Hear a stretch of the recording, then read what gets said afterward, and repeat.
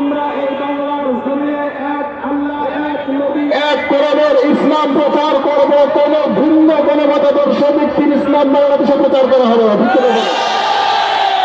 আমরা মুহাম্মদুর রাসূলুল্লাহর ইসলাম প্রচার করতে চাই। কোন ব্যক্তির কোন মন্ত্র তন্ত্র কোন সাদিয়ানীদের ইসলাম বাংলাদেশে চলবে না। মুহাম্মদুর রাসূলুল্লাহ তায়েফের ময়দানে রক্ত ঝরিয়েছেন, তায়েফের ময়দানে ইসলাম প্রতিষ্ঠা হয়েছে। মুহাম্মাদের ইসলাম প্রতিষ্ঠা হয়েছে উহুদের ময়দানে। মদিনায় মুহাম্মাদের ইসলাম প্রতিষ্ঠা হয়েছে। মুহাম্মাদের সৈনিকরা যেখানে রক্ত দিয়েছে সেখানে মুহাম্মাদুর ষড়যন্ত্র করে তাবলীগের ইজতেমা টঙ্গীর মাঠকে দখল করার বিভিন্ন ষড়যন্ত্র এই সাদিয়ানী গ্রুপ করে আসছে। আমি আমার ভাষায় দায়িত্বহীন কণ্ঠে বলবো, 2018 সালে আমরা মুসলমান রক্ত দিয়েছে।